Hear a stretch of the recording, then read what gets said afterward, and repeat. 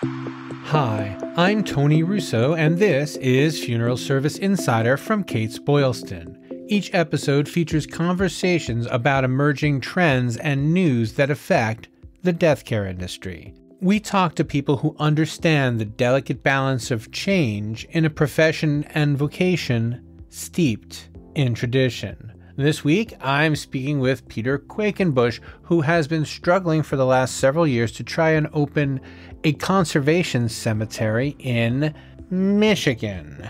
He and his wife Annika have been at the mercy of the NIMBY Brigade, but they just had a big win in court, and it looks like they could eventually get this conservation cemetery opened.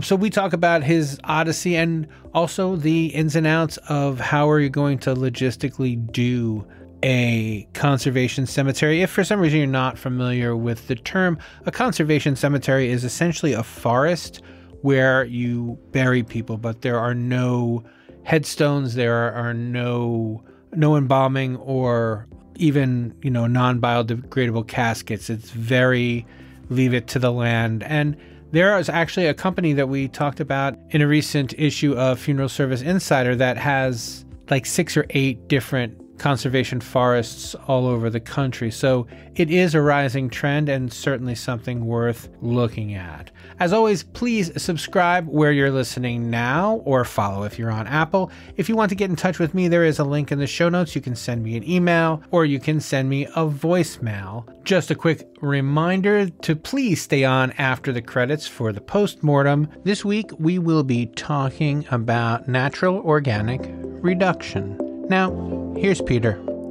So you've been on an odyssey, and I want to kind of take everyone through the last several years, and I'll ask questions as we go along, but I want to get everybody on the same page in case they haven't read any of the coverage, although if you're interested in reading the coverage, it is attached to this podcast. So can you start by telling everyone how you and your wife, Annika, got into the funeral business, the cemetery business generally? Yeah, sure. I'm a biologist by training. I'm currently a professor of biology, and I've always had a strong love for and connection to nature. And quite a number of years ago, so a decade or so, I was working in pest wildlife management, and I spent a lot of time on the road, and I was reading some books. And one of those books introduced me to the idea of green burial, and I hadn't heard of it before, but it immediately clicked with me and resonated with me, but it kind of seemed out of reach. I didn't know of any places that were doing that. Shortly after, I read another book. It's a very well-known book, so it's The Hidden Life of Trees by Peter Quakenbush. He's a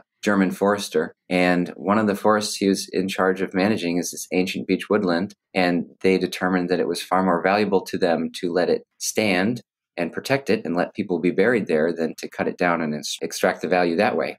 Right. And so that idea really clicked for me. It's like, oh my goodness, I like forests and I could take care of one and I could bring this option to Michigan because I looked it up and there were already some sites in the US. So it's called conservation burial or conservation burial grounds. And it's kind of been in the process ever since. The search for the right kind of place is important, and I've covered several of these before because you do need a certain type of soil and you do need land that is reasonably, I guess workable is not the right word, but appropriate for conservation. There are some places you don't want to just buy, an open field that used to have a strip mall on it and knock down the strip mall and make it into a conservation cemetery. Right. So I definitely had a checklist, but kind of one of the cool things about conservation burial is you can start with an area of high value that is worth conserving as it is. But you can also use it as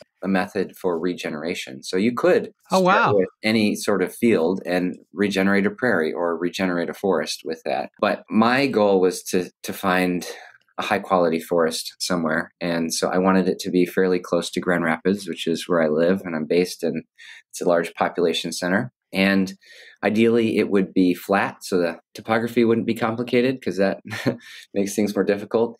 And it would be high and dry because you have to be burying people above the water table. And most of the larger properties that were undeveloped, that were kind of near Grand Rapids and within our price range, they were basically all just swamps. So that was an important factor. It needed to be on a road that was accessible year round, so plowed by the county. And I also wanted the vegetation to be high quality and predominantly native. Plants are my biggest passion, and so that's an important part to me. And so I And was looking for all those things, and we found one. So before we go too much farther, only because you used it twice. So what is a high quality forest and a high quality foliage? when you're looking at the composition of the species that are there, most of them would be native and adapted to that area. In the specific site we found, there's this really cool map of Michigan. In the original surveys of the state that they were doing, as basically corner markers or survey markers, they indicated the trees that were there. And with that and the topography, they have been able to reconstruct the vegetation circa 1800. And so in our site, it was predominantly white oak and white pine. And then kind of at the late 1800s, sometimes the whole area was logged. And since then, this site has not been used for anything else. Like, it hasn't been farmed, it hasn't been plowed, nothing's been built there. And that same type of forest, the white oak, white pine forest, has returned. And now the older trees are over 120. So it's fairly mature, and the composition of species that are there are a very natural community. It's hard to ask this question without sounding mercenary, but that is also the kind of thing that the kind of people who want to be buried in a conservation cemetery are also looking for. Yeah, they want to be buried in a forest, and they want to be buried in nature, and they want to be there's a book called The Last Best Act, but it's they want their last best act to be one that preserves a native community of Michigan. And so in our talks with land conservancies, because we wanted to partner with a land conservancy to help us protect this into the long future, they're looking for the conservation values of land. And according to the initial survey and site visit and everything, they deemed that it was indeed worthy of conservation and, furthering their mission of that. So it is a high quality place that is worth preserving. What was this land before? Like, who did you buy it from, a person, or did you buy it from? Yeah, we bought it from a person. She had owned it for 40 years. The person before her had owned it for 40 years. The person before her had inherited it from his father, and he lived into his 90s. He died in the 1940s, and they were the first people to buy it, I think, in the 1800s. And so it was originally kind of like the back 40 of a 160-acre farm, but they never actually farmed it. So, and were they like leasing it to hunters or something like that, or it was really just there? Yeah, so in the later years, and probably the earlier years as well, it was primarily used for hunting. Why is it important, and this is for someone who's maybe looking to do this, why is it important to partner with a conservancy as opposed to just, getting, because you can apply to yourself to the government, but I think it's hard, right? Like, why does it make sense to have a conservancy on your side? Yeah, you can have like a permanent deed restriction, but working with a land conservancy adds an additional level of protection, and they will be checking in on you. Like, every year they'll come and pay a visit, and they'll ensure, and they have the legal power to enforce that no one is compromising these conservation values that they see that's in the original baseline study. And it just provides another layer of legitimacy. And like, we have this express purpose of land conservation, and therefore we are also working with an established land conservancy. So it's a good partnership. You don't plan to build anything at all on there? There's not going to be like a shed or something to keep tools, or is there going to be? Do you need like a home base there, and is that okay? I mean, technically it would be okay. Like, you can carve out a little portion of the property and maybe not have that under the conservation easement. We do have a couple sheds there, and the idea is that one of them would kind of serve as a field office type thing. But it would be very minimal, and they could be easily removed if needed. Like, they wouldn't be something that would have to be kept up in perpetuity. You could kind of take them or leave them. They don't have foundations, for example. Right. There's no plumbing running out there. And so far, as I understand it, you have had some interest. Have you sold any plots? Are you allowed to sell plots yet? Where does that stand? Yeah, we're not allowed to sell any plots until we have an established cemetery. But we do have this thing called a wait list. And that essentially just helps us better gauge interest. And so for people who know that this is something that they want and they would even want to be buried there in that site, they can sign up and give us their information, and we can keep them updated, or basically they can be the first people that we could contact if this is ever successful. In the background, over the past couple of years, a little over that, that list has been steadily growing. So that is an encouraging thing. And along those lines, tell me how this all went south. And let's start using years here, because in my own story, I lost track of how long this has been going on. So it was when did you buy the property, and then what ensued following that? I believe it was early 2022. And so I had been looking for properties for a while at that point. And we knew that the first thing we needed to do was contact the township. And there had been townships where we called them because the property that we were interested in was located there. And we were like, hey, this is what we want to do. Would that be possible? And some of them were like, no, that's not possible. That's not in our ordinances, and therefore you can't do it, type thing. And I'm like, okay, well, look somewhere else. When we found the one in Brooks Township, it checked all my boxes, and that was quite unique. So we knew that it was something special and we needed to jump on it. And the first thing I did was look at the ordinances, and according to the way I read them, it was an allowable land use because cemeteries were defined as institutions, and institutions were allowed in the low residential area that it was. So that all seemed good, and we reached out to the township, and nobody said no to us. Even the first meeting that we had with them, we kind of told them what we wanted. And it was a little hard to judge like what the impression was, but it felt like it was like, oh, this is an interesting idea. We'll need more from you from this, but like, this isn't a definite no. And we even had a private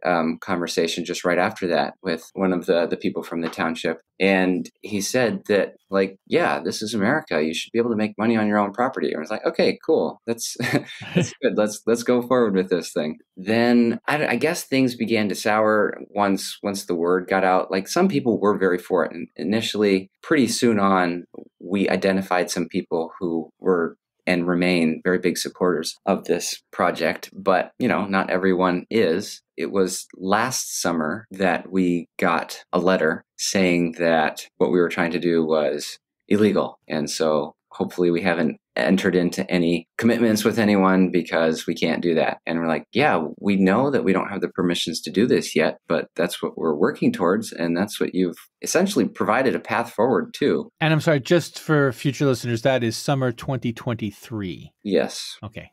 And so that was a police power ordinance. And those are normally something that regulate activity, whereas there's zoning ordinances that can also be passed, and those regulate land uses. After the police power ordinance, we reached out to the Institute for Justice, and they were very excited to take on our case, which we were kind of blown away by. Early this year, we filed a lawsuit against Brooks Township, and then shortly thereafter, they decided to kind of double down on that police power ordinance and put it into the zoning ordinances. And so that's when it was really passed that all cemeteries were banned. I just want to interrupt you to ask you to tell me, what is the Institute of Justice? Yeah, so it is a national nonprofit. They have attorneys, and they essentially specialize in fighting the government for and standing up for little guys like us. So they're big into things like property rights. And so this is one of those things. So they saw this as an opportunity to further their mission. I guess I've come across as like a sue happy person, but I've never sued anyone before. I hope I don't ever have to sue anyone again. But like we teamed up with them, and we're suing the township because they want to, and they feel like this is a good opportunity for them to set some precedents and further their mission. So like, you want to help us? Like, wonderful. Let's do this. Although I put it in my reporting, I just want to get it from you as well. It explicitly says cemeteries in the ordinance, or used to say cemeteries were allowed in the ordinance. Like it named cemeteries as one of the things that could happen on that land. Yeah, it mentioned cemeteries once, and that was in the definition of institution. When the town was making its case, they didn't really acknowledge that very, very often. Well, they were like, well, that's not really what we mean by institution. And like, yes, cemeteries can be institutions, but if you made a cemetery, it wouldn't be qualified as an institution because that's reserved for government cemeteries or cemeteries that belong to big and long-established churches and that sort of thing. And so I've been covering this kind of thing for a long time. And actually, last week in Baltimore, they rewrote the zoning code to add a zoning definition that literally was anything except a funeral home or crematory. And now that's a zoning category because I guess all of the zoning categories had been open to end of life care and death care things, yeah. and now they're realizing that as people are running out of space to be buried and are embracing different ways to be buried, that openness is coming back in ways that they, I guess, hadn't anticipated. Yeah. So the new ordinances now redefine institutions and they specifically exclude cemeteries from that. That is also because they don't have any in the area and they don't feel like they need any. I thought that there is one, there like are private some, one or municipal. There's some very close by. So the Nuevo City Cemetery is just down the road, like maybe a mile and a half type thing. And Nuevo City, half of it is carved out of Brooks Township. So if Brooks Township was a square, half of it would be, part of it would be Nuevo City. And that cemetery, the Nuevo City Cemetery, would be in Brooks Township as well. Hi, and I wanted to take a second and give you the heads up on our upcoming Advances in Funeral Innovations Conference held in Houston, Texas, November 12th and 13th. We have a bunch of great speakers, including Tyler Anderson from Pacoa, John LaFront of Alevia, Welton Hong from Ring Ring Marketing, Barkley Cadet from Carriage, Shannon Hill from Legacy Coach Sales, Terry School from Davis Whitehall, Melissa Posey-Luce and Ken Peterson from NGL, Kyle Fogarty from Memory Share, Austin Anderson from Implant Recycling, Greg Norris of Homesteader's Life, and Darren Crouch of Passages. They represent pretty much every sector in death care, and they represent companies on the cutting edge of those sectors, and they represent people who know what's coming, who know what you'll need to know in 18 months, and they want to tell you now. The conferences are always the best part of my job because everybody gets to hang out in between. We get a lot of really cool stories from the participants, both at the event and in the breakouts. There's still plenty of time to register. You can just click the link below or just go to Kates-Boylston.com and we will have a link to the events section and click on Advances in Funeral Innovations. Once more, November 12th and 13th, Houston, Texas, something you don't want to miss. And thanks for listening. What was it like preparing to go to court? Because your day in court, I don't think went as well. Not as well. It went better than you could have hoped, but yeah. It didn't go the way that you thought it was going to go. So can you tell me about leading up, going to court, and then what actually happened when you got to court? Yeah, so I'll back up just a little bit because that first court date, it took a while to come. Originally, it was going to be mid-July. That's what we were ready for. And two attorneys flew out and they were going to be there. And the morning of, the judge recused himself and, was basically too connected to the case in some way. And then, so we had been waiting for this thing for a long time. And then all of a sudden we were without a judge and without a date.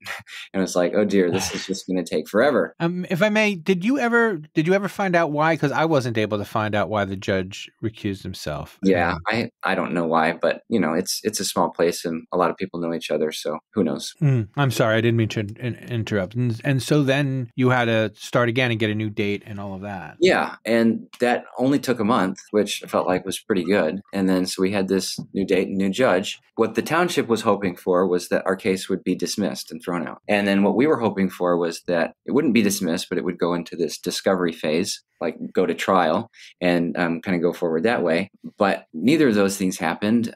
Instead, the judge decided to go above and beyond and pronounce this ruling. And that ruling was that what the township was trying to do was unconstitutional. Right. And the town asked them to do that. I mean, the town said, decide now. And the judge was like, all right, you lose. Yeah. Got to say, I'll completely shed my bias and say that really was a pleasure to read when I when I saw that. But that, of course, isn't the end of it. So where are you now? Yeah. So that order, apparent, as far as I understand, it needs to be officially filed, or that ruling needs to be officially filed. So IJ has proposed an order to formalize that ruling, and the language of that ruling, the opposing counsel and IJ can't quite agree upon. So they're will probably be an objection to the formalization of that. And then in addition to that, at least from what I hear, the township will probably appeal. From the outside, this looks like it's going to, I mean, and I'm sorry to put it so directly, it looks like it might just come down to who gets tired of spending money on lawyers first. Do you get that? I mean, yeah, you have your own mortgages and stuff like that, but do you get the sense that this is going to get dragged on forever? Do you think that maybe it'll end at the next appeal? Do you have any sense? Yeah, I have no idea. I mean, if it's appealed a couple times and it's a clear ruling each time, then at some point, maybe we'll all agree that it's not really worth anyone's while to keep doing this. But I kind of feel like the higher it does go in the courts, and if we do continue to win, like ultimately that's better for IJ because they can they can have a bigger impact. So it will take longer, but it's not necessarily bad. And it'll also give some towns an opportunity to rewrite their zoning and other towns an opportunity to say, all right, well, this is something that can happen and, maybe embrace it a little bit. So I'm not exactly sure how all the financials work. I feel like the township probably has some insurance that they can be relying on. IJ is doing this free for us, so we aren't losing by continuing with them. So a kind of personal question, but it's an important one. Are you going to be able to maintain your mortgage if you don't get into business anytime soon? We own the property outright, so there isn't a mortgage that we're paying on it. That is great. We have summer taxes coming up, which I need to pay in the next couple of days, but they're not big. So yeah, it's really not a problem for us to hold on to the property. That's fantastic, and I'm sure they're going to be making. I wouldn't be late. I'm not your financial advisor, but I wouldn't be a second late with that tax payment if I were you. Yeah, let's do the 16th. All right, and so what's next? What is if everything worked out perfectly? What would be your greatest hope? The greatest hope is that we would be able to establish a cemetery there, and we could protect the forest that is there, and people could enjoy it as a community green space where humans can be deeply connected to the land. That's one of my passions.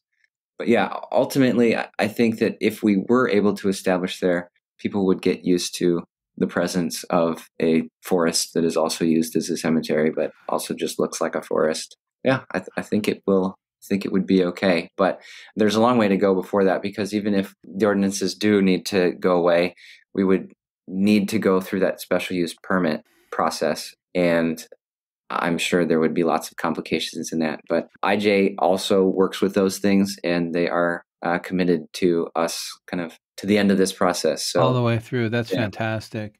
And in part of your business plan, do you have an estimate about how many burials you expect to do in a year?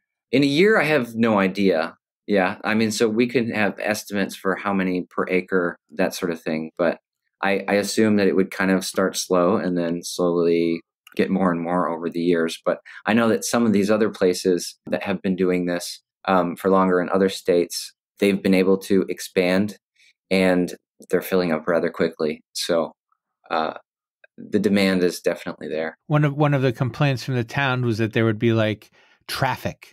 Yeah. Are you going to? Do you think you'll be doing traffic level burials anytime soon?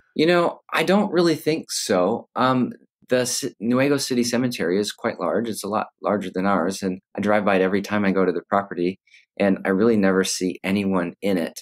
So, burials will happen, and for a short period of time, there will be people that come and then they go, and most of the time, it's not very many cars, and all those we would ensure that they could be parked on the property itself. So like clogging up the road with parked cars shouldn't be an issue. Yeah, it is a generally very low traffic area.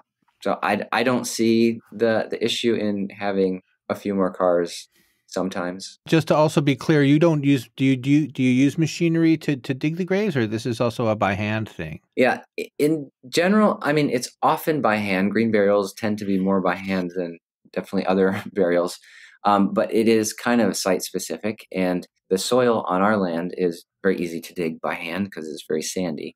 One person can dig a grave in even less than a day if they wanted to. So it is very doable to do that. And I like the idea of that because it's kind of the least destructive, and you can work around the trees and the roots and work with the land best if you're doing it in that careful manner. Instead of just kind of bulldozing through and ripping a chunk out of the earth. Yeah. Oh, along those lines, it gets cold there. It does. So is there a plan for winter burials, or is it something that you're going to, ask people to keep? Because I guess with green burial, they don't want to have the people embalmed. Yeah. Yeah. So some of that is dependent on the cemetery and the site as well. And in our particular case, like I've been out there every month of the year, and I have been able to shove a shovel into the ground. So the layer of soil that has the most organic material in it, which is the one that holds the most water, that's rather thin. And that's really why this area is mostly national forest in the first place, because many people, once it was logged, farmers tried to do farming there, and the soil was too poor to do farming. So it all went back to the government and it became a national forest. Yeah, there isn't much nutrients in there to hold on to that water. So it makes digging, especially in winter, more accessible and more doable because there isn't all that frozen ground to deal with. But there are ways to deal with that, even if there was a hard frost or a hard layer of frozen soil. You can have big compost piles. You can kind of site warm the spots with fire even, or you can use machinery to get through it. So it's possible to do it year round. Some cemeteries, just like in the UP, they say we don't do burials this time of year, but this wouldn't be necessary there. Very good. And I wanted to ask one more thing, kind of like associated with the operations, is when you have a bunch of people out there, do people choose their own sites, or do you choose a site for them? When you mentioned having the compost heaps or doing the fires and things. Yeah. So if you had to prepare a site in advance, like for an unknown person in the winter, then it would be easiest on the cemetery side of things to just kind of say, like, this is the zone that we're using, and kind of the next person who dies will get this spot. And if they have another site reserved next to them for a loved one, then we would just kind of preserve that site and not use that until that needs to be used.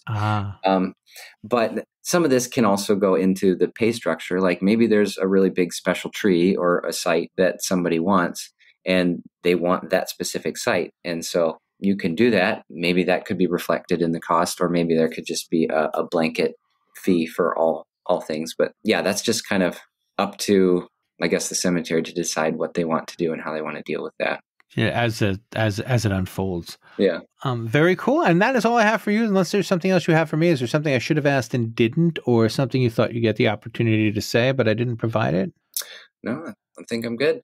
All right, very cool. Hopefully the next time I talk to you will be the last time. No offense intended.